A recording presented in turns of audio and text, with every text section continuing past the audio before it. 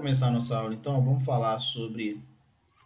Hoje nós temos bastante pontos para poder tratar.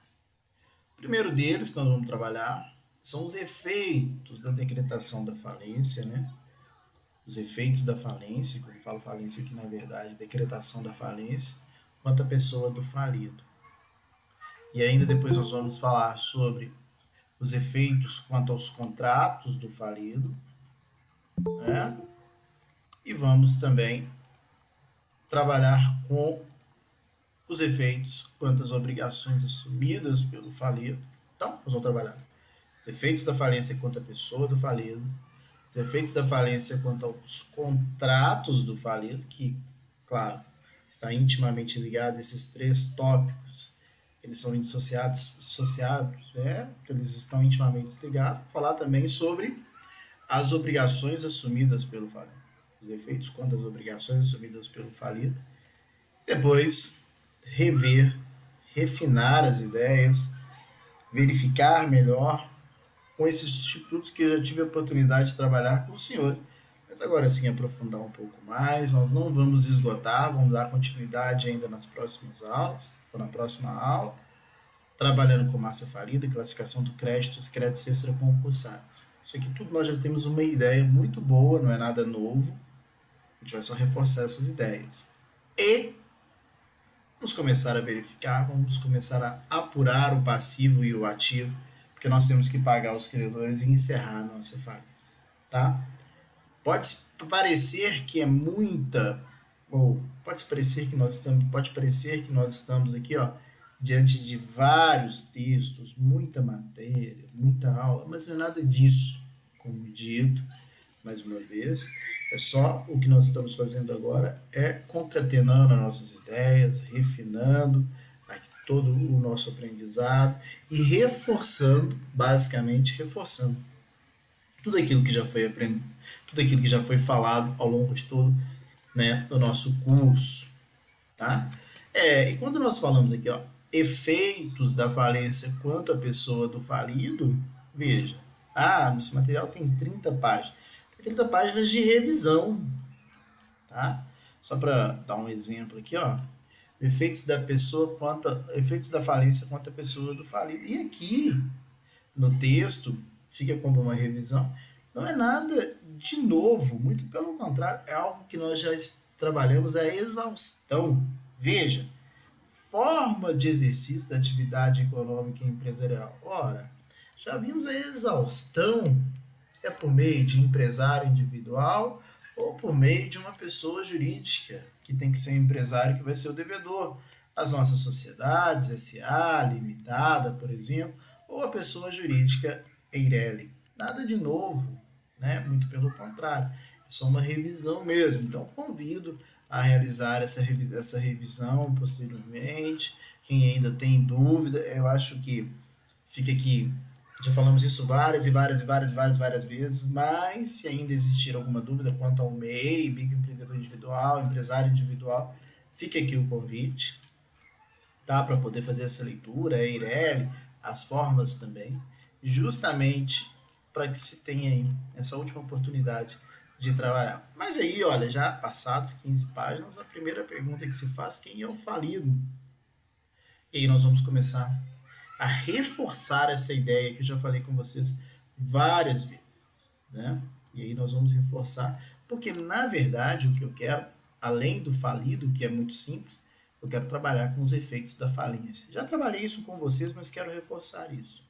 Vamos só lembrar algumas situações aqui que se mostram importantes. Primeira delas, né, sem sombra de dúvidas, veja, o nosso falido será o empresário individual ou uma pessoa jurídica, claro, que exerça a atividade típica de empresa, portanto, empresário. Nada de novo para a gente. Nós sabemos isso desde as nossas primeiras aulas, que esse é o nosso devedor, né? Artigo 1º, excetuando-se aquelas questões relativas ao artigo 2º, né? Ali que é trazido para nós, que não se aplica em empresa pública, sociedade de economia mista, instituição financeira pública privada, capitalização, consórcio, plano de saúde e outros equiparados, e assim vai sucessivamente, cooperativa. Mas enfim, esse é o nosso devedor, pessoa natural, empresário individual e a pessoa jurídica, devedor. Muito bem, o que eu quero destacar é o seguinte: quem vai falir, quem vai falir é sempre o empresário, né? Quando nós temos a figura da pessoa natural exercendo atividade típica de empresa, quem vai falir não é o seu Antônio, pessoa natural, pessoa física, porque nós sabemos que não existe falência de pessoa física ou pessoa natural no nosso ordenamento jurídico brasileiro. Então, quem vai falir, na verdade, é o Antônio, comércio de carnes, né, 042, tem o CPF dela. Quem vai falir é o empresário. Só que nós sabemos também que olha, diferente. Os efeitos da falência, que é o tópico que está aqui, ó, vai ter uma extensão dos efeitos da falência ao quê? Aos bens do senhor Antônio. Por que vai ter essa extensão? Vai ter essa extensão porque nós sabemos que o empresário individual é essa pessoa natural, que exerce atividade de empresa, não tem pessoa jurídica, claro, e ele responde com todos os seus bens. Então não é o Antônio, pessoa natural, que está falindo. Quem faliu é o empresário individual, claro, e os efeitos da falência vão atingir os bens desse senhor Antônio, porque os bens respondem por aquela atividade. É a mesma situação, veja, que acontece quando nós temos lá uma sociedade em nome coletivo. Lembra da nossa sociedade em nome coletivo? Por que é uma sociedade em nome coletivo? Primeiro, é uma sociedade que, uma vez regularmente constituída, artigo 45 do Código Civil, portanto, empresária, portanto, quando ela faz lá o registro perante a junta comercial, a empresária tem que fazer o registro perante a junta comercial, ela tem pessoa jurídica, né? Só que é uma sociedade constituída única e exclusivamente com pessoas naturais, não podem ter pessoas físicas, os sócios devem ser pessoas naturais, e esses sócios respondem de forma ilimitada, veja, e solidariamente pelas obrigações societárias. É claro que esse tipo de sociedade não existe. Ninguém quer constituir uma sociedade dessa forma. Quando eu falo que não existe, eu posso estar até sendo um pouco aí pretencioso ao falar isso. Pode ser uma presunção da minha parte. Porque o que acontece? Pode ser que exista alguma, mas eu acho difícil de existir, pelo menos eu não conheço. Né?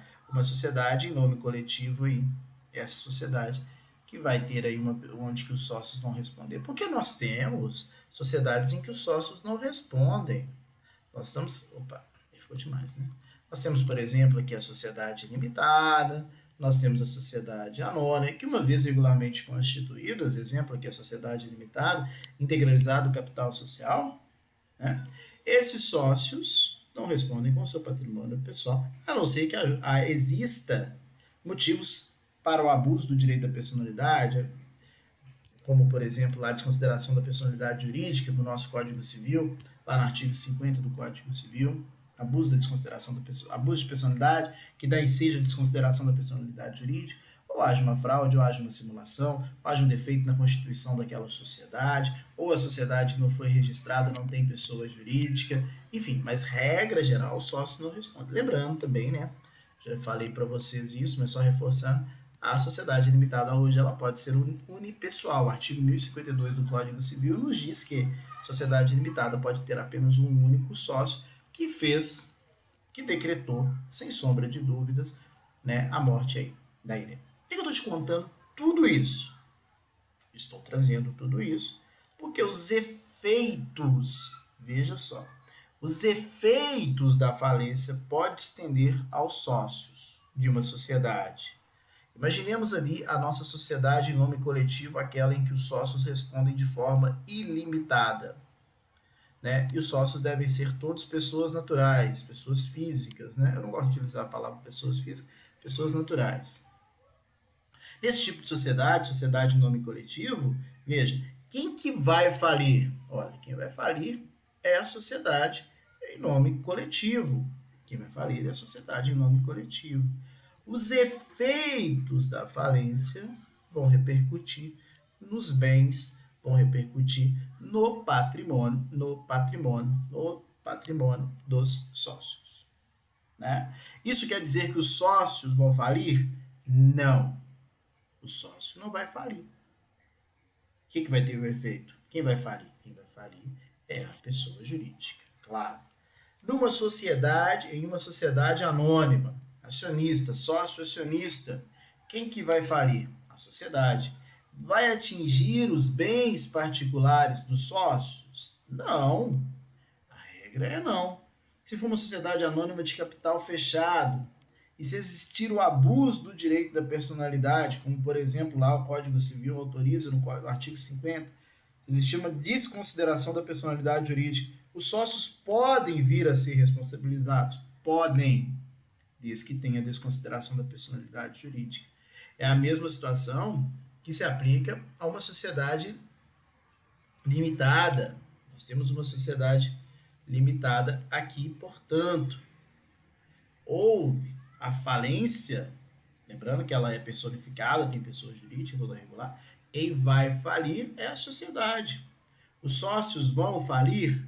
Não, porque os sócios não respondem, a atividade é limitada. É por isso que muitas das vezes nós nos deparamos com uma situação em que há uma falência de uma determinada uma sociedade, os sócios começam outra atividade, e aí você se pergunta, meu Deus, mas ali, olha, faliu ali, ele já está em outra, né? Então, há de se verificar. Se foi tudo regular, lembrem-se sempre que a falência é uma forma regular de extinção da atividade, né? Que não vai pagar, mas é uma forma de extinção daquela atividade. Os bens particulares, a sociedade limitada pode ser unipessoal, os bens particulares não vão responder. Pode vir a responder? Pode, desconsideração da personalidade jurídica. Além dos sócios, quem pode também responder? Olha, quem pode responder são os administradores. Nós temos que lembrar sempre disso, né? Os administradores podem vir a responder pelos danos causados quando da gestão de uma determinada atividade. O caso clássico, o exemplo clássico que nós temos é uma sociedade anônima, olha, essa agora é de capital aberto, aquela que tem bolsa de valores, que tem os acionistas, que negocia lá no mercado de valores mobiliários, lembra das nossas aulas? Essa sociedade, é claro que os acionistas não vão responder com desconsideração da personalidade jurídica, mas os administradores, aquelas pessoas que estão na gestão, uma vez identificado que eles agiram com culpa, uma vez que identificaram que eles agiram com dolo, uma vez que verificaram que eles agiram em desconformidade ao estatuto, em uma sociedade anônima, em desconformidade com a lei, agiram de forma fraudulenta, agiram de forma dolosa, agiram de forma de simulação, enfim, causaram prejuízo que sai do exercício regular direito de administração, né? Aquele exercício regular do direito de administração não é uma gestão ordinária, muito pelo contrário, é uma gestão aí faltosa, delituosa, vamos assim dizer, nem é um delito na verdade, mas é uma fraude mesmo, né? Então aí esses administradores, se encaixarem dentro desse perfil, eles podem vir a responder. Nada impede que os administradores respondam pelos prejuízos que eles deram causa. Inclusive, isso vai acontecer na falência. Uma vez decretada a falência de uma sociedade, exemplo ali, a sociedade anônima, mas também pode ser limitada, pode acontecer se configurado, né, os administradores virem a responder. Né? Não estou falando de administrador judicial, não. Estou falando lá do gestor, o sócio, administrador ou até mesmo um terceiro. Lembrem-se sempre que o próprio sócio pode ser um administrador ou um terceiro pode fazer aquela gestão da atividade, o representante legal, aquela pessoa que está à frente daqueles negócios, né, que vai contratar, que vai demitir, enfim, todas essas pessoas, né? E esse, portanto, é a extensão dos efeitos da falência para essas pessoas. O que você tem que lembrar sempre, o que você não pode esquecer, em hipótese alguma, sobre pena de errar essas questões, todas as questões, é o seguinte, olha, Empresário individual, quem vai falir é o empresário individual, não é a pessoa natural. Quais bens respondem? Todos. Pronto. Por quê? Porque o empresário individual responde com todos os bens, tá? Sociedade limitada ou tipos de sociedade, como por exemplo a sociedade anônima, que tem limitação de responsabilidade. Regra geral, quem vai falir é sempre a pessoa jurídica. É sempre a sociedade que vai falir, né? Até mesmo se for uma sociedade com responsabilidade ilimitada, sociedade em nome coletivo, quem vai falir é a pessoa jurídica. Na sociedade em nome coletivo, os sócios, todos os bens daquele sócio respondem de forma ilimitada e solidariamente. Já na sociedade limitada e sociedade anônima, a regra é que não responde. Não responde. Tudo isso que nós já aprendemos no direito societário aplica-se à falência. Tem que desconsiderar a personalidade jurídica, se for o caso, né? E aí no nosso texto depois você vai acompanhar. Você vai fazer uma leitura justamente para poder rever essas questões. Mas são questões assim que nós já tivemos a oportunidade de trabalhar a exaustão, principalmente do direito societário, porque nada diferente de um credor cobrando de uma pessoa jurídica. É isso, mais nada. Então, os sócios de responsabilidade limitada não vão falir, cuidado com isso. Mas os efeitos vão, né? Os efeitos vão ali repercutir para eles. Importante destacar também, olha, que mesmo que o sócio tenha, vamos pegar aqui uma sociedade de responsabilidade ilimitada, só rapidamente aqui, sociedade em nome coletivo. O sócio saiu dessa sociedade. Ele continua respondendo? Ele continua respondendo desde a publicação da sua saída pelo prazo de 2 anos. Ele continua respondendo, tá? Então aqui, ó, é aplicável ao sócio que tenha sido retirado voluntariamente ou que tenha sido excluído da sociedade há menos de 2 anos. Ou seja, pelo período de 2 anos, a pessoa que saiu ou que foi excluída continua responsável quanto às dívidas existentes na data do arquivamento e alteração do contrato, caso não tenha sido solvidos até a data da decretação da falência. Então, só depois de 2 anos, se decretar a falência, é que ele não responde mais. É a mesma regra da cessão de cotas. Que mais? Sociedades com responsabilidade limitada, nós acabamos de ver, né? É importante destacar na sociedade de responsabilidade limitada que prescreve em 2 anos, contados do trânsito em julgado de sentença de encerramento, não é da decretação da falência, não, é da sentença de encerramento da falência, né? Então, o processo de falência é o seguinte: decretou a falência, né? Tem a sentença que decreta a falência, não é isso? O processo de falência efetivamente começa, né? Como assim? Arrecadando os bens, que nós vamos falar um pouquinho agora, criando massa falida, pagando dos credores. Lá na frente tem uma sentença de encerramento. Pode ter cumprido a falência ou não, pode ter sido considerado falido. O prazo prescricional de responsabilidade, na ação de responsabilidade contra os sócios e administradores, ó, responsabilidade pessoal dos sócios, responsabilidade limitada dos controladores, dos administradores, vai prescrever em 2 anos, contado do trânsito em julgado da sentença de encerramento da falência e ação de responsabilização. Mas é sentença de encerramento, tá? E aqui eu faço um apanhado aí que convido também a fazer uma leitura. A gente falamos muito sobre isso, sobre a desconsideração da personalidade jurídica.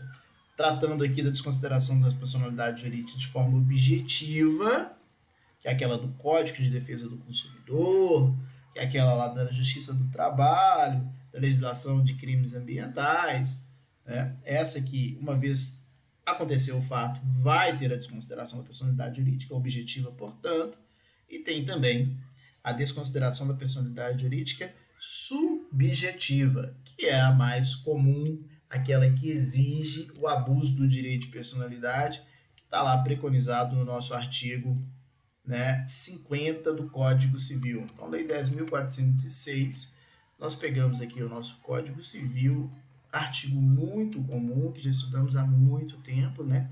Em caso de abuso do direito de personalidade, caracterizado pelo desvio da finalidade ou pela confusão patrimonial, pode o juiz, a requerimento da parte ou do Ministério Público, quando lhe couber intervir no processo, desconsiderá-la para efeitos de certas determinadas relações de obrigações sejam estendidas aos bens particulares de administradores, não se esqueçam disso, ou de sócios da pessoa jurídica beneficiadas direta ou indiretamente pelo abuso. Artigo 50, desconsideração da personalidade jurídica de forma subjetiva, né? E aí vem essas questões todas, tá? Questão importante para nós também, e aqui nós vamos falar um pouquinho, é a inabilitação empresarial e deveres do falido, tá? E aí eu vou pegar a nossa lei 11.101 de 2005 e começar a trabalhar com ela agora, a nossa lei de falência, para a gente não ficar ali com muito utilizando o texto, porque o texto eu preciso que vocês façam uma leitura aí desse texto para a gente posteriormente. Lembrando, convido para fazer essa leitura, porque é o meu sentir ali.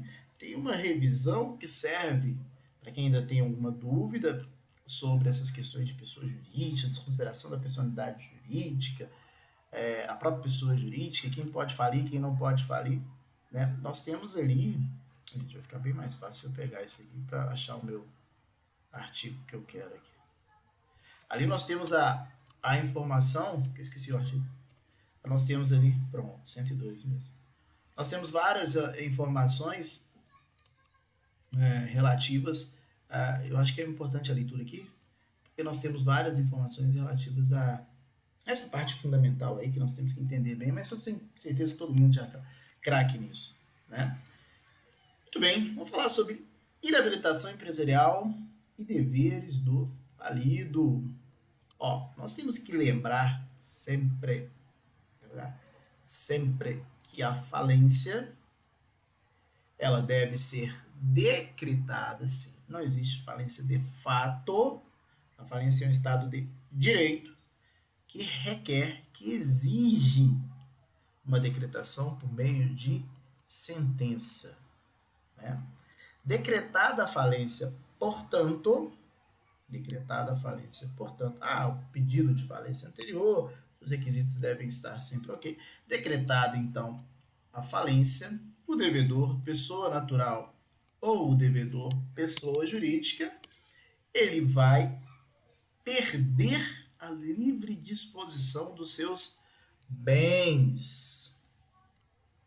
Esses bens agora não vão ficar mais nem na posse, nem na propriedade daqueles credores, desse devedor, perdão. Ele perde a livre disposição dos seus bens, né? Ele não vai ficar ali mais com essa possibilidade de fazer a gestão dos seus bens. Ao contrário, o que nós verificaremos é que esses bens serão arrecadados para que se faça, transforme em ativo, principalmente ativo circulante, dinheiro para poder pagar para os credores. E com essa decretação da falência também, existe uma série de deveres que recai sobre esse falido. E a observação que eu quero fazer, por isso que eu estou nessa telinha aqui, é que em que pese ser decretada a falência do devedor, olha a informação importante, hein? A gente não pode confundir isso. Em que pese ser decretada a falência do devedor, pessoa natural ou pessoa jurídica, em que pese ele ser afastado dos seus bens, ele não deixa de existir não, tá, gente? O devedor continua existindo. Imagina que o seu Antônio é o empresário individual e ele perdeu todos os seus bens. Ele perdeu os seus bens, mas ele existe ainda. A pessoa jurídica continua existindo, não morreu não. E ela vai ter uma série de obrigações, inclusive dentro do processo de falência. Há uma confusão, e a gente tem que tirar essa confusão, que é a seguinte: decretada a falência de alguém, nós pensamos o seguinte, né? E pensamos de forma errada. Quando nós estamos desavisados, como ainda nós não tivemos a oportunidade de trabalhar ao fundo com isso, nós temos dois sentimentos equivocados, sempre. O primeiro deles é, sem sombra de dúvidas, pensar que com a decretação da falência do devedor, o devedor morreu, acabou, extinguiu, né? Não existe mais a pessoa jurídica, não existe mais o empresário individual. Não, gente, ele está ou ele pode ficar inabilitado para o exercício da atividade típica de empresa, mas ele existe. Ele não morreu, não. Ele tem uma série de deveres. Ele vai perder todos os bens. Se uma pessoa fica pobre, perde todos os seus bens, ela deixa de existir? Não, ela existe. Vai ter mais dificuldade porque perdeu os seus bens, mas existe ainda. Então, não acaba o devedor. É a mesma situação que acontece quando alguém vai encerrar uma atividade econômica. Nós temos lá uma sociedade qualquer, ó, que tem 3 sócios. Quando nós estamos desavisados, os sócios pretendem encerrar uma atividade, toma a decisão de encerrar a atividade, a gente já imagina, acabou a atividade, acabou nada. Ela entra no estado de liquidação. Lembra dessas aulas que nós trabalhamos lá no direito empresarial? Vai ser nomeado liquidante, vai ser apurado todo o ativo, vai pagar todo Professor, o desculpa passivo. interromper. Claro, pois não. Interrompe não, A pode aula tá falar. picando. Tá picando muito?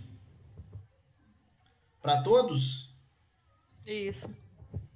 Então deixa eu Pelo menos reconectar pra aqui mim tá, então. pode ser o sinal, né? Mas e para os outros colegas, por gentileza? Será que também tá? Mas deixa eu reconectar aqui então.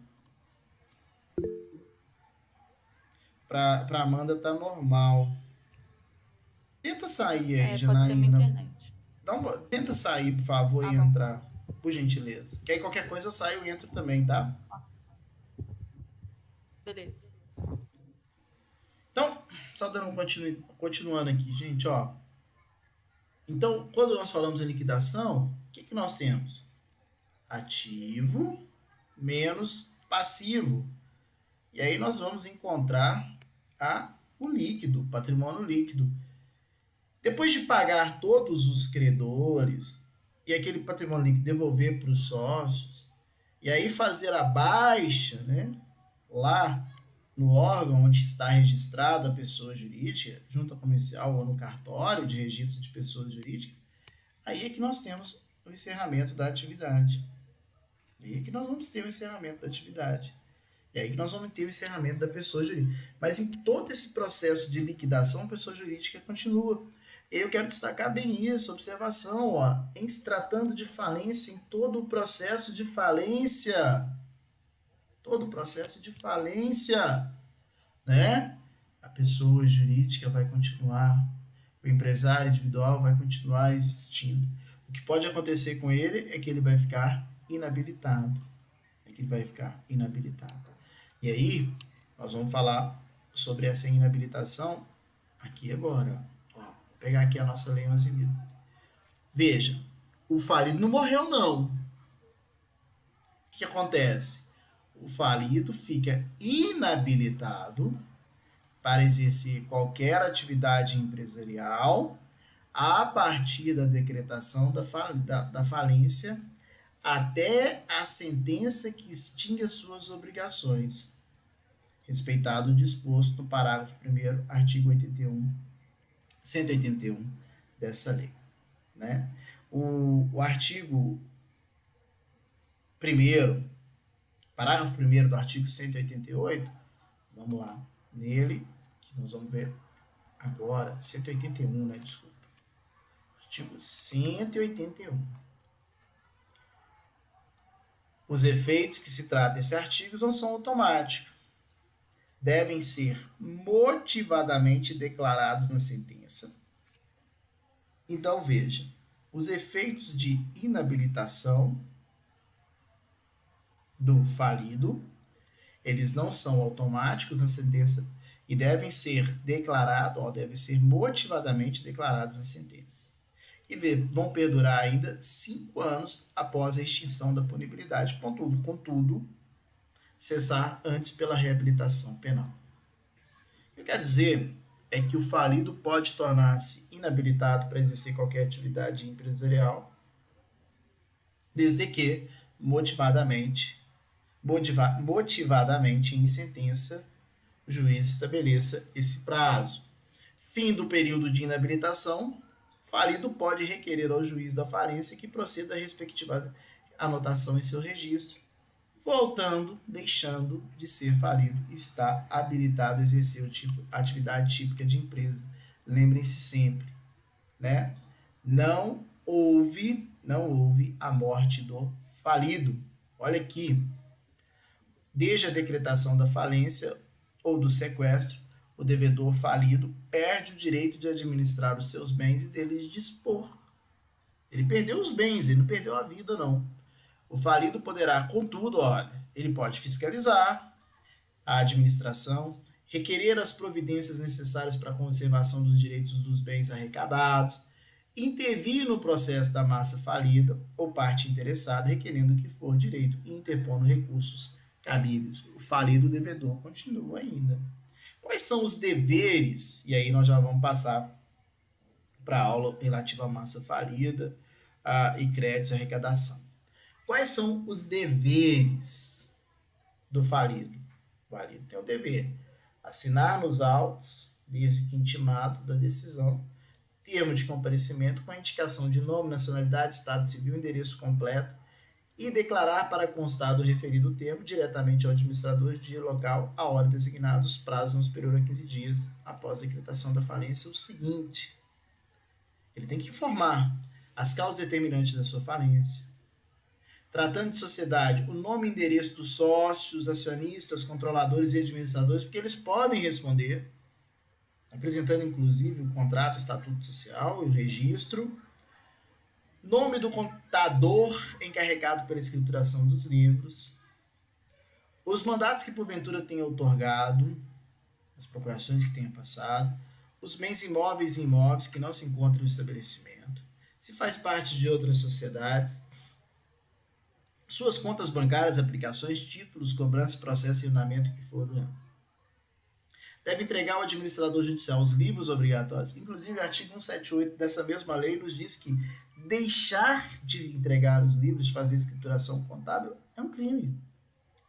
Crime falimentar. E os demais instrumentos de escrituração pertinentes. Não se ausentar do lugar onde se processa a falência sem justo motivo. Tem que comunicar ao juiz toda vez que vai se ausentar, né? E deixar procurador ainda. Comparecer todos os atos de falência, podendo ser representado por procurador quando não for indispensável sua presença. Entregar ao administrador judicial para arrecadação todos os bens, papéis, documentos, senhas e acessos de sistemas contábeis financeiros, bem como indicar aqueles que porventura estejam em poder de terceiros. Prestar informações reclamadas pelo juiz, pelo administrador judicial, pelo credor, pelo Ministério Público. Auxiliar o administrador judicial. Examinar as habilitações de crédito. Verificar o levantamento e verificação do balanço. Manifestar sobre o que for determinado pelo juiz. Apresentar ao administrador judicial a relação dos credores em arquivo eletrônico para que o administrador judicial saiba quem são os credores. Examinar e dar pareceres sobre as contas do administrador judicial. Né? Então veja, nós temos aí uma série de deveres desse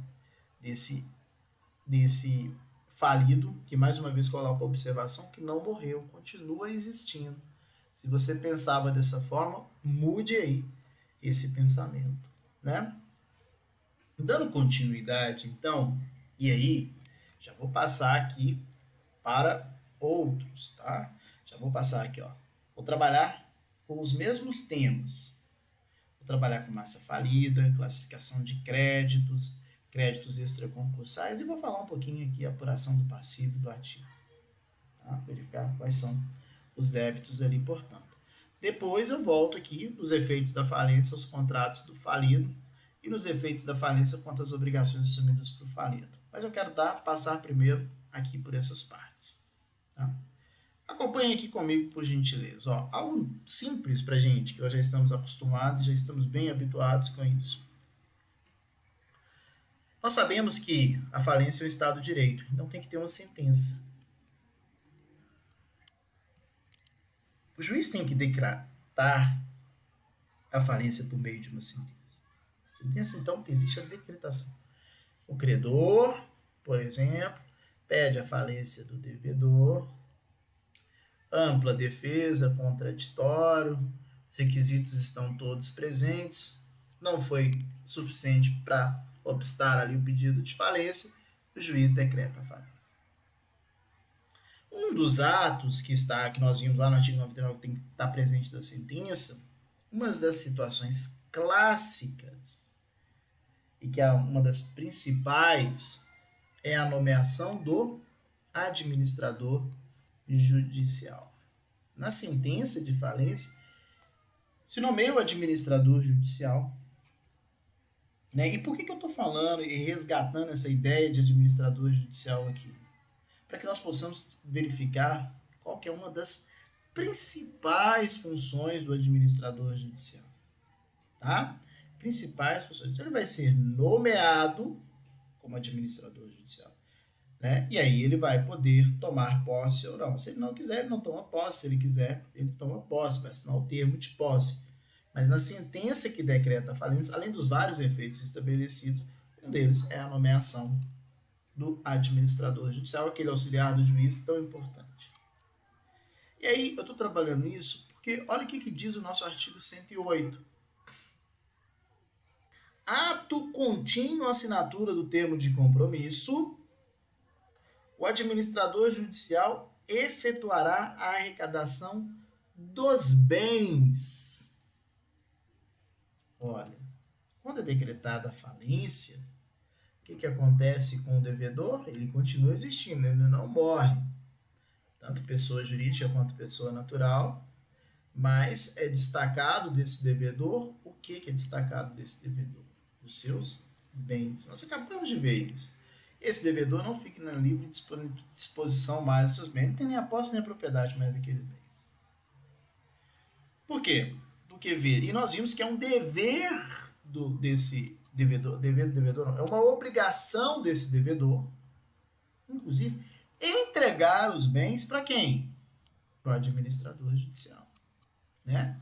Então, ó, ato contínuo à assinatura do termo de compromisso, a primeira coisa que o administrador judicial tem que fazer, a sua primeira obrigação qual é? Arrecadar todos os bens e documentos do falido, do devedor. Todos os bens.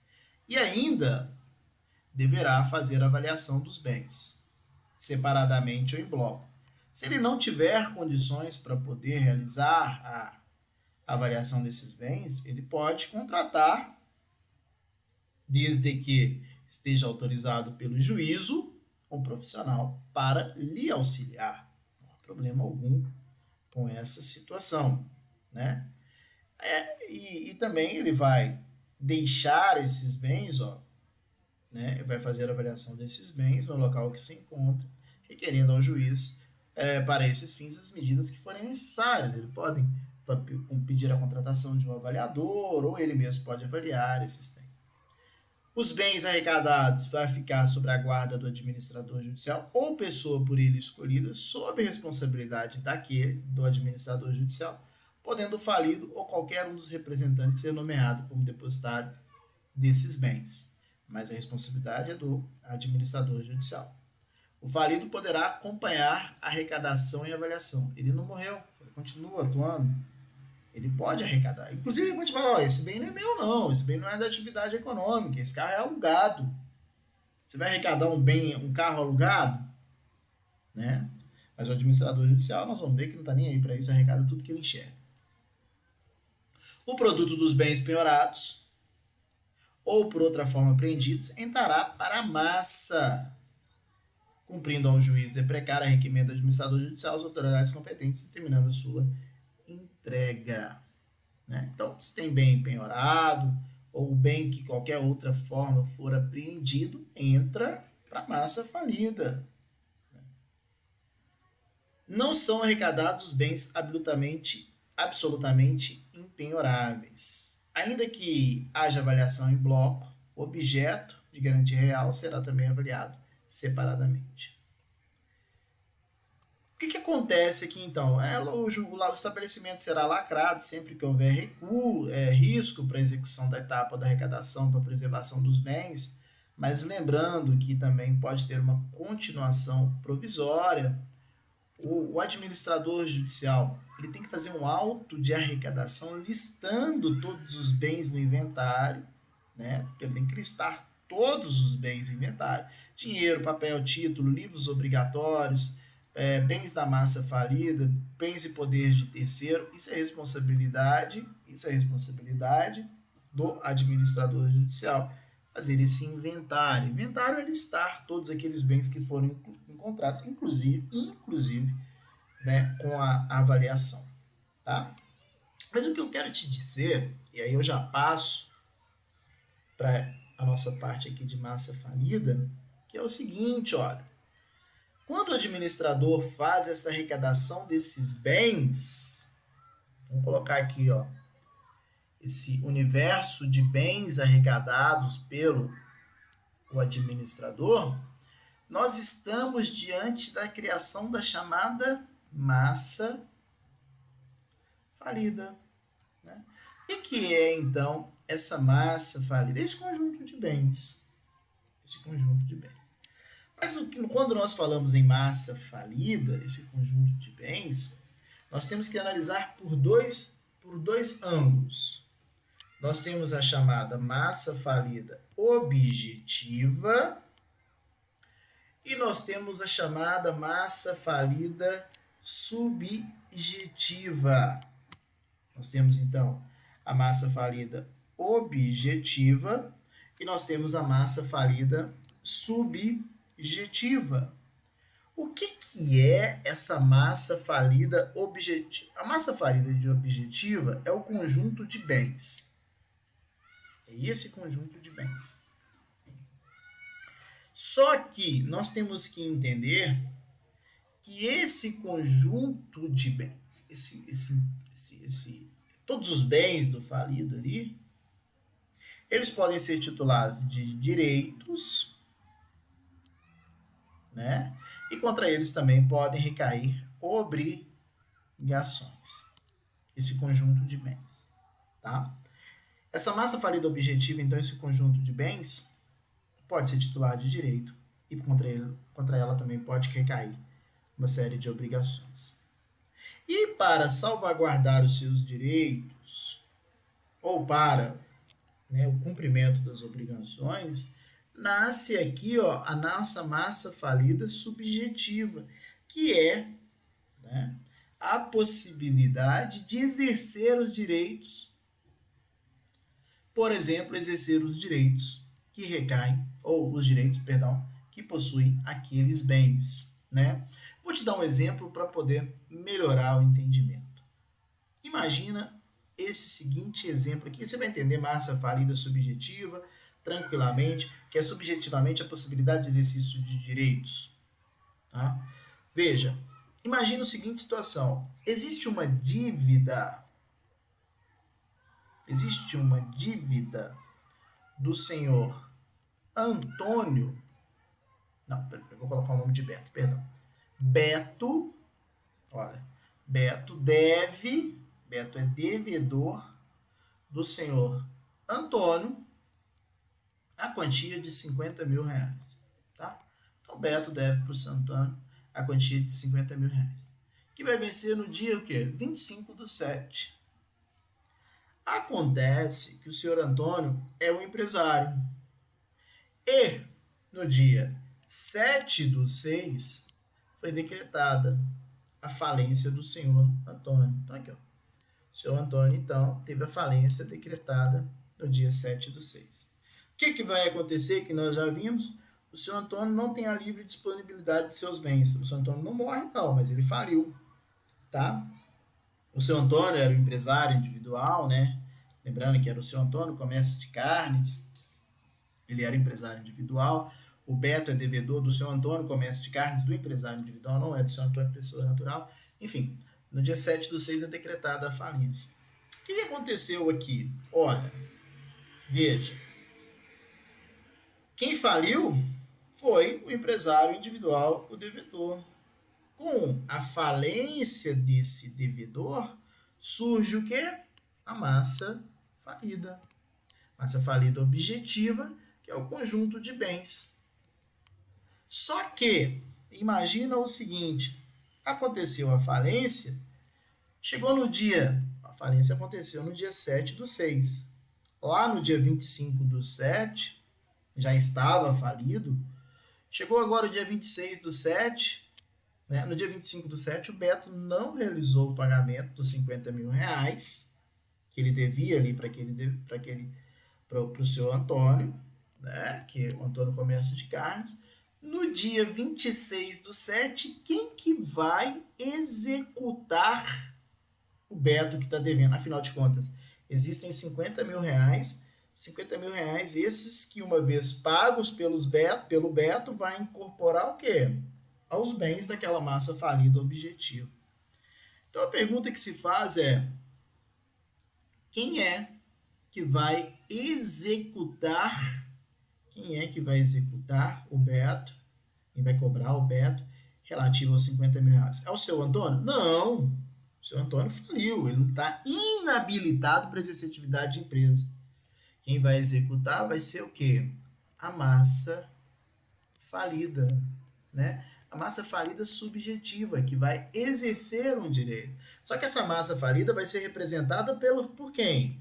Pelo seu Antônio? Não. Pelo administrador judicial, né? Então, quem é o polo ativo? É a massa falida. Essa massa falida é um ente personificado. Existe a pessoa jurídica para essa massa falida? Não, não existe a pessoa jurídica. Um ente que não tem pessoa jurídica, que é um ente despersonificado, pode ser polo ativo? Pode, gente. Sabemos disso há muito tempo. Existem as sociedades chamadas sociedades em comum, né? Que são entes despersonificados, aquelas sociedades que não têm pessoa jurídica. Existem os condomínios. Imagina um condomínio de prédio. Não tem pessoa jurídica. Esse condomínio de prédio não tem pessoa jurídica. Perdão, alguém quer falar algo? Parece que tem um áudio aberto. Alguém quer falar? Desculpa. Essa massa falida subjetiva Pois seria não. a comunhão dos interesses de credores. Isso, perfeito. Comunhão dos interesses dos credores. Massa falida subjetiva, né? Porque, veja, a partir do momento em que se recuperar os R$ 50.000, esses R$ 50.000 vão incorporar aqui a massa falida objetiva. É o exercício do direito, né? Mesmo que despersonificado, né? Por exemplo, o condomínio é um ente despersonificado, que é titular de direitos e obrigações também, e é representado lá pelo síndico, não é isso? Então, essa é a massa falida subjetiva. A partir do momento em que há a arrecadação desses bens, você tem que entender. Só os bens em si mesmo, massa falida objetiva.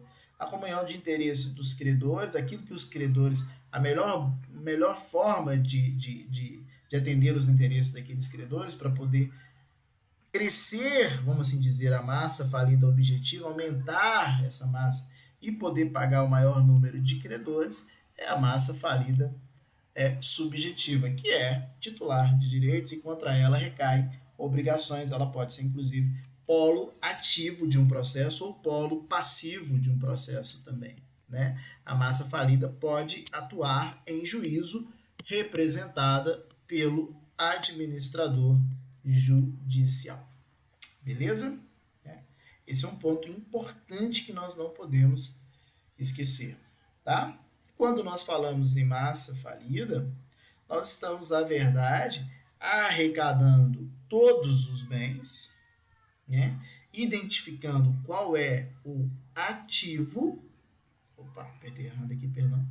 Identificando qual é o ativo, identificando inclusive qual é o tamanho do patrimônio, e compete ao administrador identificar. Também identificando o tamanho dos débitos, das dívidas, identificando, portanto, fazendo uma apuração do passivo, o patrimônio vai ser o ativo e os débitos vai ser esse passivo, para que se possa promover o pagamento aos credores. Tá? Só que nós sabemos, e aí nós já vamos entrar no próximo tópico, que esse pagamento aos credores, não se dá de qualquer jeito. Pelo contrário, a nossa legislação trabalha no sentido de que existe de forma inequívoca uma classificação de créditos, existe aí, portanto, então, uma ordem de créditos, uma ordem de pagamento a ser seguida, né, para que se faça. Nós temos que lembrar sempre, porque se faça aos credores. Nós temos que lembrar sempre que a falência é uma execução coletiva. Nós temos que lembrar sempre que, infelizmente, na falência não tem patrimônio para poder pagar todo mundo. Alguém vai ficar sem receber. Falência é isso. Porque se tivesse patrimônio para poder pagar todo mundo, claro, primeiro que nem ia falir. Não era nem caso de falência. E segundo, vamos fazer uma análise crítica. Se tem patrimônio, no máximo que você vai fazer é um pedido de recuperação judicial. Mas não vai nem falir, tem patrimônio para todo mundo. Mas se está falindo é porque não vai conseguir pagar todo mundo. Então alguém vai ficar sem receber. E aí, quem é que vai ficar sem receber? Olha, depende daquilo que está trazido na nossa lei. E o artigo 83 nos diz quem recebe primeiro, né? Quem recebe primeiro e seguindo essa ordem. E vamos ver aqui quem recebe primeiro, olha. Quem recebe primeiro? A partir do momento, então, que se apurou o ativo, apurou o passivo, imediatamente já fez a venda dos bens arrecadados, nós vamos ver isso melhor na próxima aula, mas agora nós vamos pagar os credores, mas nós vamos pagar os credores de que forma? Como vamos pagar, nós vamos ver na próxima aula, mas vamos ver aqui a ordem que os credores vão receber. Primeiro, quem recebe? Ora, os créditos derivados da legislação trabalhista. Crédito trabalhista, limitado a 150 salários mínimos por credor. E aqueles decorrentes de acidente de trabalho. Imagina o seguinte, eu tenho um crédito de 600 salários mínimos. O que eu vou receber primeiro? Só 150 salários mínimos. Uai, e os outros 450? Era 600, eu vou receber 150 primeiro, e os outros 450 eu não vou receber? Vai, só que você deixa de ser aqui ó, o primeiro da lista e passa aqui para baixo para ser crédito quirografário. O que é crédito quirografário? Crédito quirografário é aquele que nós vimos em aulas passadas, olha, que vem do cheque, duplicata, né? Nota promissória, cédula de crédito bancário. Quirografário é aquele que vem de quirógrafo, de assinatura. Esses são os nossos créditos quirografados, tá? Então, aquilo que passar os 150 salários mínimos, transforma em quirografário. Vai receber? Vai. Mas você vai concorrer com os outros aqui embaixo. Tem gente na sua frente ainda. Quem que está na sua frente aqui ainda? Ó, em segundo lugar, os créditos gravados com garantia real até o limite do bem gravado. Como assim até o limite do bem gravado? Imaginemos que alguém seja credor de R$1 milhão e deu lá um imóvel qualquer desse R$1 milhão. O imóvel vale 500 mil. O imóvel, portanto, então vale 500 mil. Tá? Qual que é o valor do débito? 1 milhão.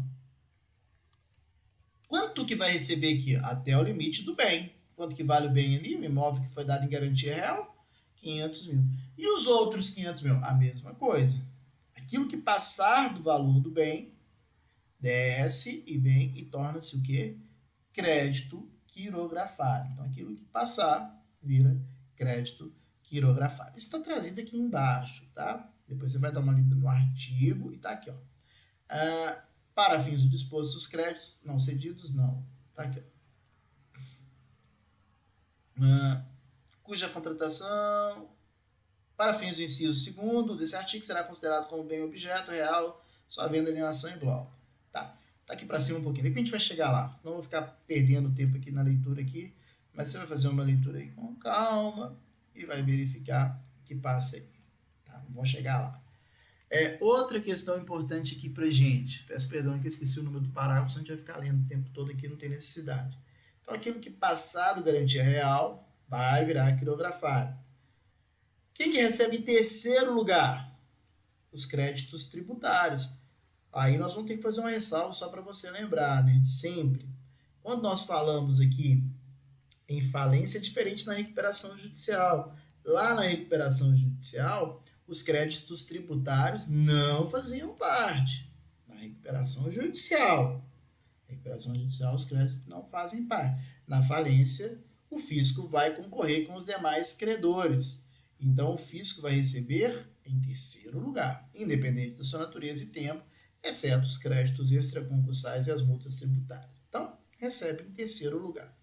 É importante falar também, ó, que nós tínhamos aqui, ó, crédito privilégio especial, que estava previsto em lei esparsa e no nosso Código Civil, e os créditos com privilégio geral. Eles vinham na quarta ordem de recebimento e na quinta. Hoje, eles foram revogados. Eles não têm eles não vão receber com essa prioridade, né? Por quê? Agora sim, ó, no parágrafo 6º. Para os fins dispostos dessa lei, os créditos que dispõem de privilégio especial ou privilégio geral, em outras normas, integrarão a classe dos créditos quirografários. Então veja, olha só, isso mudou. Cuidado aí, né? Nós não temos mais os créditos os créditos com privilégio especial e privilégio geral com prioridade de recebimento dos créditos quirografados. Não.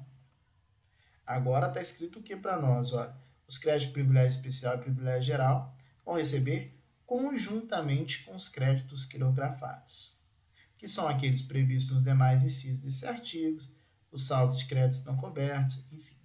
Tá? Agora sim, ó, os saldos não cobertos pelo produto da alienação dos bens vinculado ao seu pagamento, que é justamente aqui os créditos garantidos até o valor do limite gravado, e também, né, o sócio, os créditos, deixa eu voltar a questão de risco aqui, me deixa, os créditos, os saldos dos créditos da legislação trabalhista que excederem o limite estabelecido no inciso 1 do caput, né, que é a linha C, estava procurando aqui no parágrafo, mas está na linha C aqui, tá? Então, é isso mesmo. O que vem receber depois? Se sobrar dinheiro, né, gente? Porque vamos falar a verdade, raramente uma falência vai passar aqui do fisco. Ó, primeiro vai pagar o trabalhista, depois provavelmente tem direito de garantia real, que é direito de banco, emprestou dinheiro, banco pega dinheiro emprestado e se dá garantia real, normalmente penhor, hipoteca, todos, né? Lembrando que a alienação fiduciária nem entra na falência, né? Nós vamos reforçar isso. Raramente vai participar aqui, ó, dos créditos tributários. Raramente vai passar daqui. Mas se passar, vai chegar nos créditos quirografários e aí vai acabar o dinheiro. É óbvio, não vai ter mais. Tanto é verdade que se você pagar, né, se você pagar aí, conseguir quitar parte dos créditos quirografários, já existe a possibilidade de encerrar essa falência então, né? Então veja, raramente vai passar, mas se passar, tem ainda aqui, ó, as multas contratuais e as penas pecuniárias por infração penal e administrativas, está em C, antigo 7º lugar, hoje tira 2, 5º lugar, e depois os créditos subordinados. Mas aqui são créditos, o que são créditos subordinados? São os créditos dos sócios e administradores. A gente tem que fazer uma análise aqui, né? Se são créditos dos sócios e administradores e deu para poder pagar todo mundo ali, não tinha falência, né? E finalmente os juros vencidos após a decretação da falência, tá bom? Então essa é a ordem de pagamento eventualmente da falência. Mas mais uma vez, ó, raramente vai chegar no quirografário e raramente vai passar dos quirografados. Tá bom? Outra questão importante para a gente aqui agora.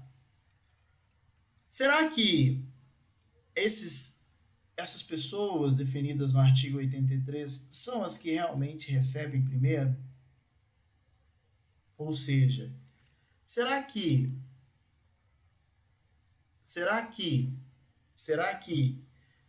os créditos derivados da relação trabalhista até 150 salários mínimos é quem recebe primeiro no processo de falência? Por que eu estou te falando?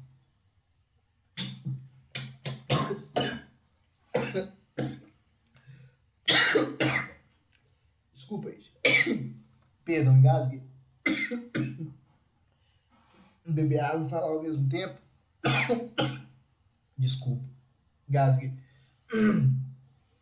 Eu tava te falando, ó. Nossa. Molhei tudo aqui, mas faz parte. Fazer as duas coisas ao mesmo tempo, não tem que respirar. Desculpa aí. Vamos lá, vamos trabalhar. Essa pergunta vamos acordar. Será que os créditos da relação da legislação trabalhista e acidente de trabalho são realmente os primeiros que vão receber dentro de um processo falimentar? Porque nós sabemos o seguinte, ó, a falência é um processo coletivo que é um concurso de credores, não tem enganado até agora. A falência, então, é um processo coletivo que há esse concurso de credores. Os credores vão concorrer entre si, lá no artigo 83. Esses são os chamados créditos concursais. Concurso de credores. Mas não se enganem não, tá? Não se enganem. Antes do recebimento do artigo 83, tem o artigo 84. Isso mesmo, o artigo 84 vem primeiro que o artigo 83, no critério de recebimento. Porque nós temos os chamados no artigo 84, veja aqui, ó, créditos extraconcursais. Olha o que fala o nosso artigo 84. Serão considerados créditos extraconcursais, ou seja, fora do concurso do artigo 83. Fora desse concurso do artigo 83. E serão pagos com precedência sobre os mencionados no artigo 83, ou seja, serão pagos antes dos créditos do artigo 83. Os créditos listados na seguinte ordem. Vejam. Só que você vai entender uma coisa comigo, você não vai ficar muito espantado, não, tenho certeza. Porque você tem que entender o seguinte, os créditos extraconcursais, eles se mostram importantes no seu pagamento inicialmente. Você nem vai ficar muito chateado com ele. Ou porque eles são reembolsos, ou porque foi alguém que emprestou dinheiro para recuperação judicial, foi alguém que emprestou dinheiro para massa falida, foi empregado que trabalhou depois de decretada a falência. Olha só, são situações em que alguém assume uma responsabilidade depois da decretação da falência, continua trabalhando depois da decretação da falência. Ou você vai pagar o administrador judicial, e tem que pagar o administrador judicial primeiro mesmo, porque ele é a pessoa responsável, né, por maximização daqueles interesses. Mas aqui, ó, nós já vamos começar, e aí você vai falar assim, essa pessoa tem que receber primeiro mesmo. Quem que recebe primeiro de tudo mesmo? Artigo 84. As quantias referidas no artigo 150 e 151 dessa lei. Vamos ver aqui o artigo 150. As despesas cujo pagamento antecipado, despesas para pagamento antecipado, que seja indispensável à administração da massa falida, inclusive na hipótese de continuação provisória das atividades previstas no inciso 11º do caput do artigo 99 dessa lei, e serão pagas pelo administrador com os recursos disponíveis em caixa. Ó, despesa para administração da falência, né, cujo pagamento antecipado seja indispensável para a administração da falência, inclusive para a continuação provisória das atividades. Gente, imagina lá, ó, vou dar um exemplo que eu sempre, para a gente poder entender isso bem. Imagina que o produto é totalmente perecível. Imagina que está comprando carne. E se não fizer nada, essa carne vai estragar, vai apodrecer, por exemplo, né? Então, o juiz autoriza a continuação provisória daquela atividade. O juiz autoriza a continuação provisória daquela atividade, sei lá, por 10 dias até que faça a venda de todo aquele produto, né? E nessa continuação provisória tem despesas para aquele funcionamento. Isso aí, então, tem que pagar antecipadamente, né? Inclusive aquelas despesas para a continuação provisórias daquela atividade. Sim, senão vai perder aquele produto. Então tem que pagar logo que tiver disponível dinheiro em caixa. E também o que vai ser pago imediatamente, ó? Os créditos trabalhistas, mas não é uma indenização trabalhista, não. Olha o que está sendo trazido para a gente aqui, ó. Os créditos trabalhistas de natureza estritamente salarial vencido nos 3 meses anteriores à decretação da falência até o limite de 5 salários mínimos por trabalhador. Então imagina que foi decretada a falência. Aí a pessoa lá tem salário vencido até o limite de 5 salários mínimos no intervalo dos últimos 3 meses, né? Vai dar ali quase R$ 5.600, 5 salários mínimos, né? Acho que é isso mesmo. Até no intervalo de 3 meses, nesse intervalo de 3 meses, por trabalhador vai receber, mas é salário vencido. Então, imaginemos se alguém receba um salário mínimo, ele vai receber lá 3 mil e poucos reais. Alguém que recebe 50 mil por mês, quanto que ele vai receber? 5 mil e poucos reais lá, porque o limite são 5 salários mínimos por trabalhador, tá? Então, esse recebe primeiro. O valor efetivamente entregue ao devedor em recuperação pelo financiador. Imagina aqui, ó, existe alguém que fez o financiamento nos termos lá da seção 4A do capítulo 3 dessa lei, fez um financiamento da recuperação judicial. Alguém está financiando aquela recuperação judicial. E aquela recuperação judicial convola em falência, transforma em falência. Ora, se ela convolou em falência, transformou em falência, aquele valor que foi entregue na recuperação judicial vai receber aí com prioridade. Os créditos em dinheiro objeto de restituição, né? Imagina a seguinte situação, tem que devolver uma quantia que não pertence ao devedor, restituição em dinheiro. Nós vamos falar sobre pedido de restituição na nossa próxima aula. Nesse aspecto, você tem que devolver aí para esse devedor esse dinheiro. Se não é do devedor, se é um pedido de restituição em dinheiro, não é do devedor, né, tem que devolver, claro, vai restituir para aquele que é dono, mas de pagar o credor, claro. Né, aquele valor não podia nem ter sido arrecadado. As remunerações devidas ao administrador judicial, os seus auxiliares, os reembolsos devidos ao comitê de credor, reembolso, não é remuneração não, reembolso devido ao comitê de credor, e os créditos derivados da legislação trabalhista ou decorrente de acidente de trabalho relativo a serviços prestados após a decretação da falência. Então, decretou a falência, pode ser naqueles 10 dias lá, né? Teve um acidente de trabalho, ou teve 10 dias trabalhados, esses 10 dias vão receber, né, antes dos demais credores. As obrigações resultantes de atos jurídicos válidos praticados durante a recuperação judicial, nos termos do artigo 67. Então, na recuperação judicial foram assumidas novas dívidas. Vai receber aqui, né, os credores dentro da recuperação judicial concorrem primeiro do que os credores, né, praticados anteriormente.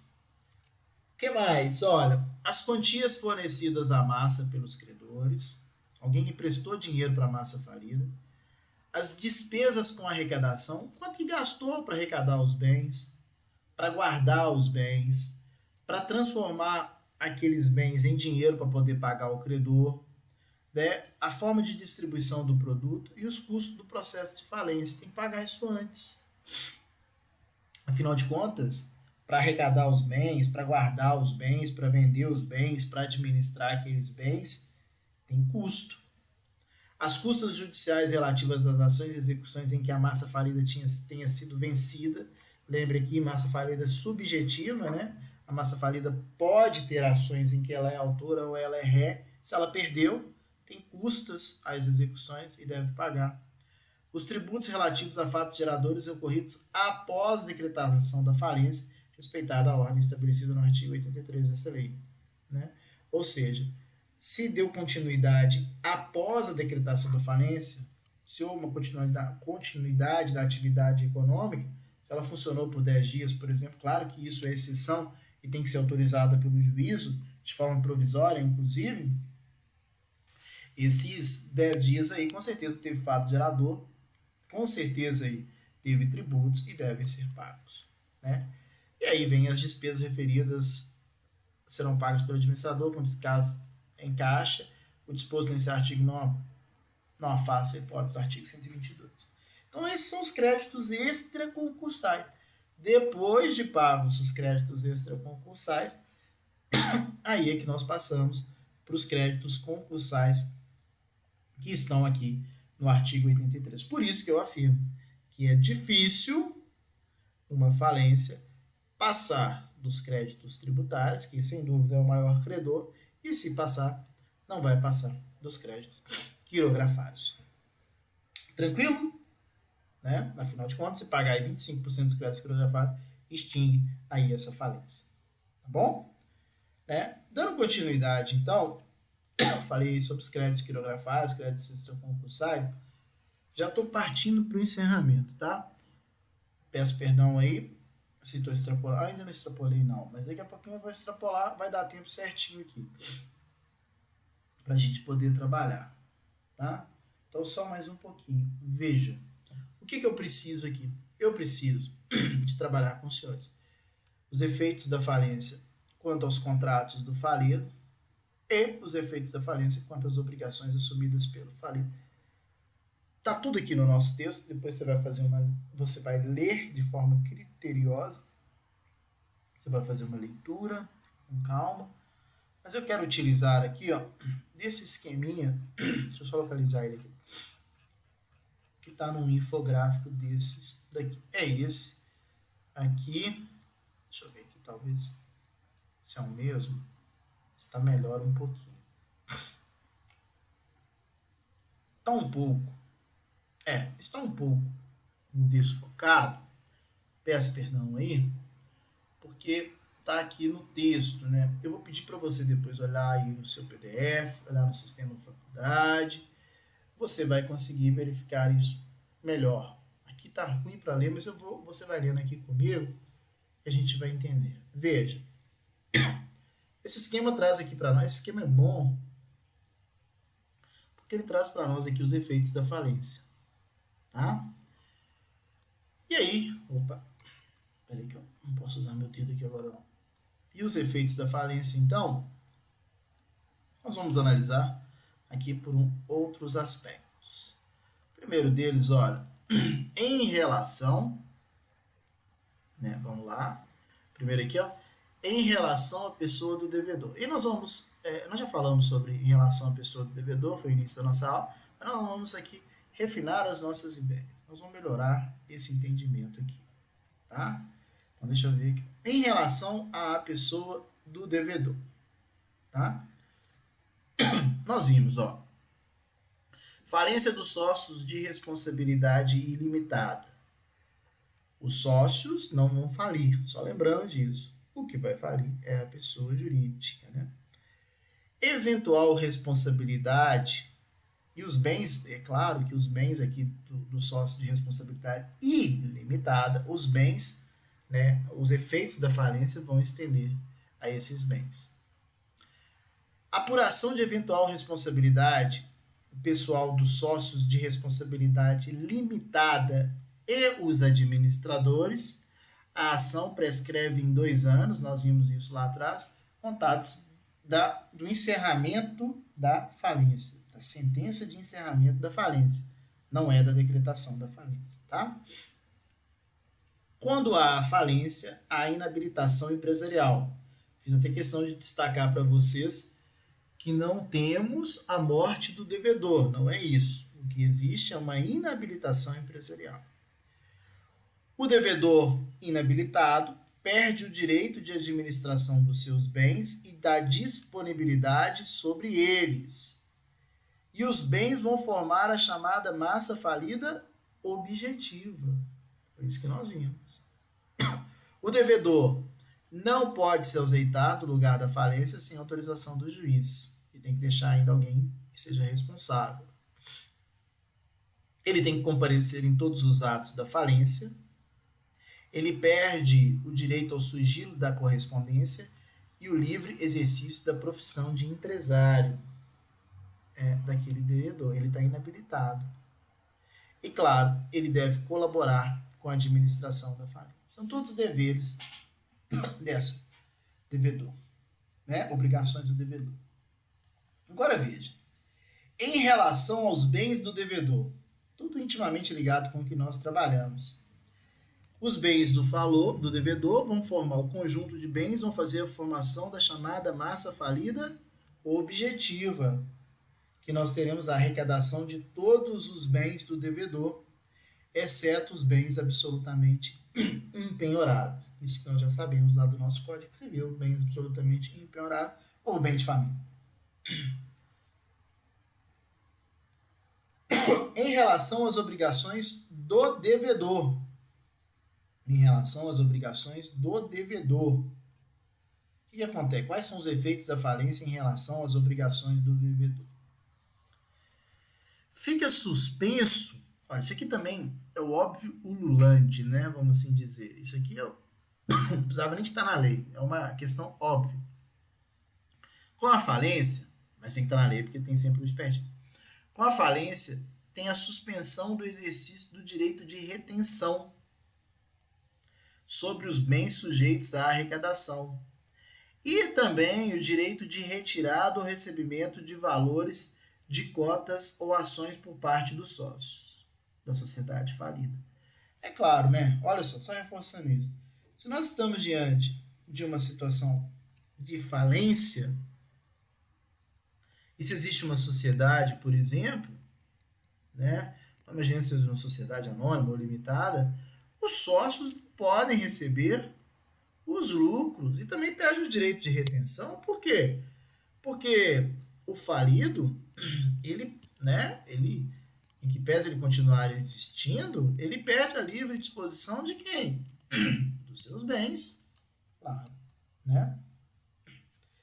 É importante também destacar que há o vencimento antecipado de todas as dívidas do devedor e dos sócios ilimitadamente solidariamente responsáveis com abatimento proporcional dos juros e conversão dos créditos em moeda estrangeira para a moeda do país. Aqui eu preciso de fazer um parêntese rapidinho. Nós temos que analisar, veja, o artigo 77 da nossa lei.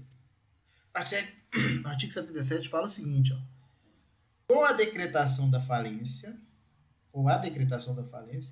determina o vencimento antecipado das dívidas do devedor e dos sócios ilimitadamente solidariamente responsáveis, com o abatimento proporcional dos juros nas dívidas que vão vencer, dívidas vincendas, e ainda converte todos os créditos em moeda estrangeira para a moeda nacional do país pelo câmbio da decisão, do dia da decisão judicial.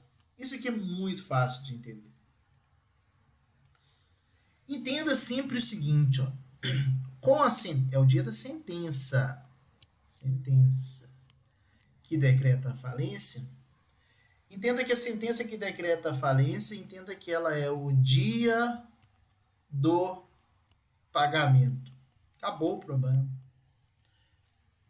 A chamada equalização das dívidas, ou seja, a atualização dos juros e correção monetária até o dia do pagamento, ou seja, até o dia da sentença, e vencimento proporcional, abatimento proporcional das dívidas ainda que vão vencer, né?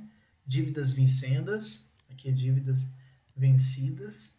Isso você tem que entender como o dia do pagamento. E aí vamos fazer um paralelo aqui fácil. Você vai pagar uma dívida, a sentença é o dia do pagamento. Você vai pagar uma dívida, você vai pagar um boleto que está vencido. Você tem um empréstimo bancário e paga aquelas prestações mensalmente. Ele está vencido. No dia que você vai pagar que está vencido, o que gera? Juros e correção monetária até o dia do pagamento. É isso. Então, até a decretação da sentença, juros e correção monetária. Se você vai pagar uma dívida, um boleto que ainda nem venceu, que vai vencer, o que você vai fazer? Você vai pagar o valor de face daquele boleto? Não. Você vai procurar lá o seu credor e vai ter um desconto naquele pagamento, né, no abatimento dos juros. Porque, afinal de contas, se o dia do pagamento é hoje, dia 7/6, não podem ser cobrados os juros que irão existir até, por exemplo, 25/12, que são mais de 6 meses ainda, né? Então não podem, tem que ter esse abatimento proporcional. Então, o que está vencido, juros e correção monetária até a decretação da falência, e aquilo que vai vencer tem que ter abatimento proporcional. E se for em moeda estrangeira, dólar, que dia que você está pagando? No dia da decretação da falência, hoje. Então você vai fazer conversão pelo câmbio anterior, pelo câmbio de amanhã? Não. Se você tiver que pagar uma coisa em dólar hoje, você vai pagar pelo quê? Pelo dia do pagamento. Então pronto. Você tem que entender que a sentença é o dia do pagamento, né? Mesmo que não ocorreu o pagamento, para todos os efeitos, né? Essa é a equalização dos débitos aqui do artigo 77 da nossa lei. Tranquilo? Né? Vai ter também a limitação da compensação de dívidas do devedor até o dia da decretação da falência, a inexigibilidade de juros vencidos previstos em lei ou em contrato, se o ativo apurado não bastar para o pagamento dos credores subordinados, ou seja, se não pagar os credores subordinados, não vai pagar juros vencidos em lei ou em contrato. Continuidade dos contratos que puderem ser cumpridos e que não possam reduzir ou evitar o aumento do passivo. Aqui também eu tenho que fazer um parêntese com vocês e tenho que ir para 2 artigos. Tenho que ir para o artigo 117 e 118. Tá? E aí, você vai mais uma vez fazer uma leitura e lá no texto, inclusive, por isso que tem várias páginas, lembra para você o que são contratos bilaterais e o que são contratos unilaterais. Tá? Mas, de forma geral, quero te destacar o seguinte. Todo contrato se ele tem manifestação de vontade de 2 partes, ele tem manifestação de vontade, manifestação de vontade é bilateral. Os efeitos é que serão bilaterais ou unilaterais. O que é uma obrigação cujos efeitos são bilaterais? É uma obrigação que gera efeito para todos os contratantes. Se nós temos 2, para o contratante A e para o contratante B, tem direitos e obrigações. Obrigações para os 2 cumprirem. Tá? O que é um contrato que tem efeito unilateral? Esse só gera obrigações para uma das partes. Por exemplo, só gera obrigações para o A no nosso efeito unilateral. Só uma das partes tem obrigação. Unilateral é efeito. Então, o que fala aqui o nosso artigo 117? Os contratos bilaterais não se resolvem pela falência e podem ser cumpridos pelo administrador judicial se o cumprimento reduzir ou evitar o aumento do passivo da massa falida, ou for necessário a manutenção e preservação dos ativos, preservação do dinheiro, mediante autorização do comitê de credores. Então é o seguinte, se tem um contrato que existem efeitos bilaterais, com a decretação da falência, não há a resolução automática. Os contratos bilaterais não se resolvem de forma automática. Eles pode ser dado cumprimento, desde que o cumprimento venha o quê?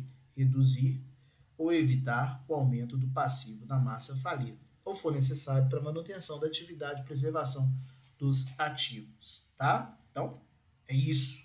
Quem que vai fazer essa análise? Se é bom ou se é ruim? O administrador judicial, mediante o quê? Autorização do comitê, né? Autorização do comitê. Então, a regra é essa que está trazida aqui, ó. Pode dar continuidade nos contratos que puderem ser cumpridos e que possam reduzir ou evitar o aumento do passivo, tá? Agora, o contratante, a pessoa do bilateral aqui, ó, o contratante do bilateral, por exemplo, o B, ele quer saber se o contrato vai ser cumprido ou não, porque não há resolução automática, ele quer saber se vai ser cumprido ou não.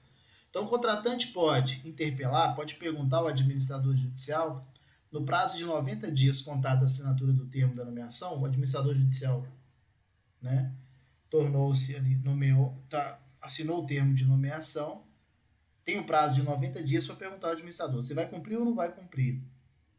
E o administrador tem 10 dias para responder. Se o administrador falar que não vai cumprir, ou passar os 10 dias no silêncio do administrador, aquele contratante tem o direito à indenização, o valor será apurado em processo ordinário e vai transformar em crédito quirografário. Tá? Então, tem essa interpelação.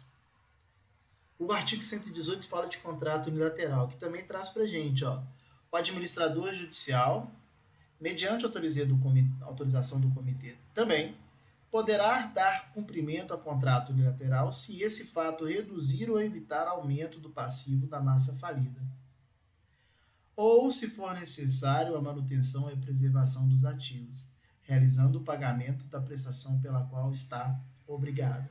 Os contratos unilaterais eles vão se resolver. A regra muda. No bilateral não se resolve, no unilateral se resolve, a não ser que o administrador judicial, mediante autorização do comitê, entender que o cumprimento daquele contrato reduz ou evita o aumento do passivo da massa falida, ou é necessário aquele contrato para manutenção e preservação dos ativos. Mas o que você tem que entender nessas duas situações? Veja. Pode-se dar continuidade nos contratos bilaterais ou unilaterais, aqueles que puderem ser cumpridos e que possam reduzir ou evitar o aumento do passivo. Tá bom? Não deixe de fazer a leitura do nosso texto lá, que é importante nessa parte. Outra situação também, ó, em relação aos credores do falido, efeitos da falência em relação aos credores do falido. Formação da massa falida subjetiva. O que é isso? Comunhão de interesses dos credores. Procedimento de verificação e habilitação de créditos, por exemplo. Formação da massa falida subjetiva. Comunhão e interesse dos credores. E em relação aos atos do falido, e aí nós vamos ver na próxima aula nossa, principalmente para a ineficácia dos autos. Essa aqui é a matéria da próxima aula, a fixação do termo legal da falência, tá? Aí chegamos ao final. Não deixe de fazer a leitura de todo o nosso material. Vou te convidar a fazer essa leitura de todo o nosso material aí, portanto, se mostra fundamental para que você possa aprofundar. Mas, de forma geral, nós tivemos a oportunidade hoje de trabalhar com os efeitos, só mais uma vez, efeitos da falência quanto à pessoa do falido, efeitos da falência quanto aos contratos do falido, efeito da falência quanto às obrigações assumidas pelo falido, massa falida, classificação de créditos extraconcursais, apuração do passivo e do ativo. Trabalhamos isso tudo na nossa aula hoje, tudo que falamos está disponível aí no nosso material, tá bom? Deixa eu encerrar aqui e já volto aí para tirar as dúvidas que se fizerem necessárias. Um abraço, só um minutinho.